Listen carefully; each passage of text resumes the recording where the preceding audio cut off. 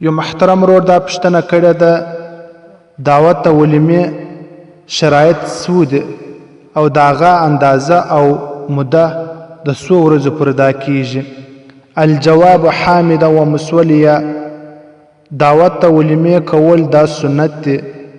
د دې شرعي او سنت طریقه دا ده چې کوم وخت رخصتي وسي د زوج او زوجې ملاقات وسي د هغه څخه بعد بیا د 3 ورځو پورې دا کیږي.